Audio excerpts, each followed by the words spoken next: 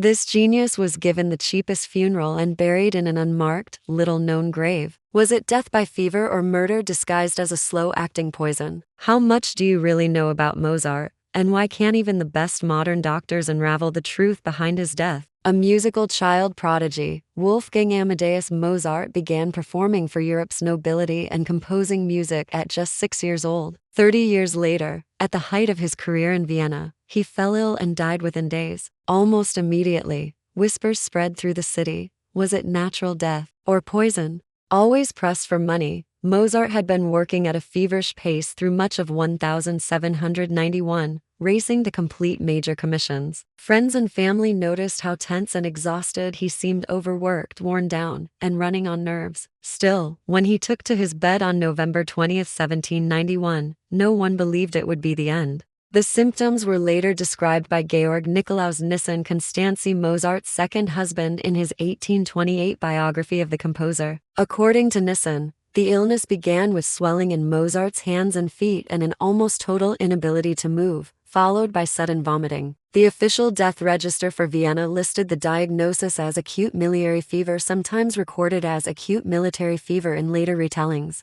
Years later, another detail surfaced that only deepened the mystery. It was discovered in 1964 that Mozart's unfinished Requiem had been commissioned by Count von Walsegg after the death of his wife in early 1791 through an intermediary, in secret. That secrecy fed a darker legend. Mozart became convinced he was writing a funeral mass for himself. Constanze's younger sister, Sophie Hebel, later recalled an eerie omen from the first Sunday of December 1791. She was in the kitchen, watching an oil lamp flame as she thought about Mozart's worsening condition. Suddenly, the flame went out completely, no flicker, no spark, despite there being no draft. Shaken, she rushed to her mother, who urged her to return to Mozart's house at once. When Sophie arrived, Constanze begged her to stay. Mozart, feverish and restless, greeted her with words Sophie never forgot. "You must stay here tonight and see me die." At his bedside was a young assistant, Franz Xaver S. Smayer, receiving Mozart's instructions for completing the Requiem. A priest was summoned, then a doctor who ordered cold compresses for Mozart's burning forehead.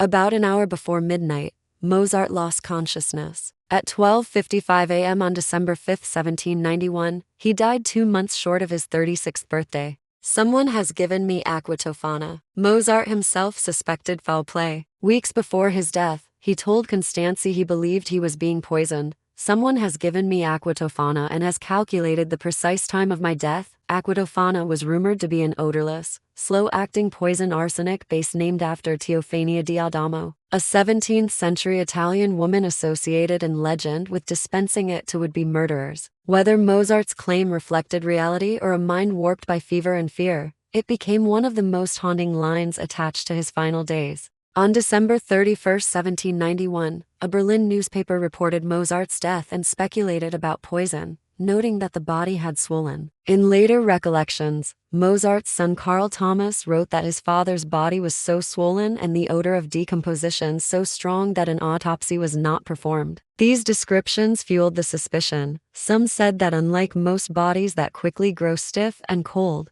Mozart's remained strangely soft and elastic, a detail often repeated in poisoning rumors. But if it was murder, who wanted Mozart dead? The envy of Salieri. The most famous name linked to the rumor was Antonio Salieri. Only 5 years older than Mozart, Salieri had been appointed court composer to Emperor Joseph II in 1774, at age 24. By the time Mozart arrived in Vienna 7 years later, Salieri was the capital's reigning musical authority, admired by aristocrats and a favorite with the city's demanding audiences. He was a skilled, prolific composer and later taught figures such as Beethoven, Schubert, and Franz Liszt. Yet Mozart's genius made him a rival Salieri could never truly eclipse. Viennese music circles openly discuss Salieri's envy, and Mozart did little to hide his contempt for the court composer. The story might have died out except for what happened decades later. In October 1823, a visitor named Ignaz Moscheles, a pupil of Beethoven's, called on the elderly Salieri, by then in a suburban hospital. Salieri, speaking in broken sentences and preoccupied with his own death, insisted on his honor that there was no truth in the rumor that he poisoned Mozart. He called it malice and begged Moscheles to tell the world. A month later,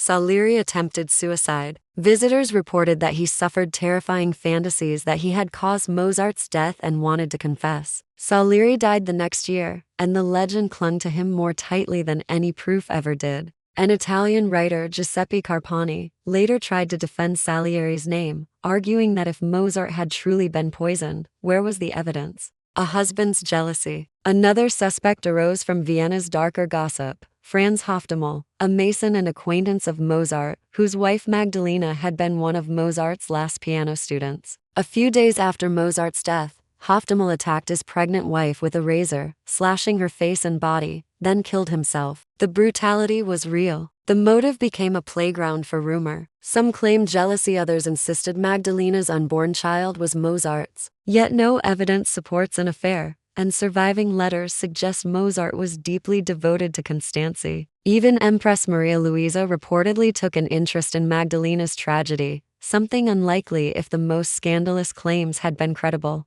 Revenge of the Freemasons? Then came the most theatrical theory, that Mozart was punished for revealing Masonic secrets in the Magic Flute. Mozart had joined a Viennese lodge in 1784, became an enthusiastic participant, and composed music for Masonic ceremonies. The Magic Flute, premiered in Vienna on September 30, 1791, was a triumph and far from a betrayal. It presented Masonic ideals: courage, love, fraternity with sympathy, respect, and even humor. Rather than turning against him, Vienna's Freemasons commissioned Mozart to write a cantata soon after. Following his death, the Grand Master of his lodge praised him publicly, and in 1792 the Freemasons staged a performance to benefit Constanzi and her sons. The revenge theory, dramatic as it is, doesn't fit the record of how the organization treated him, rushed to burial and lost to a mass grave. Mozart's death was mysterious enough. His burial became another puzzle. Constanzi, desperate for money,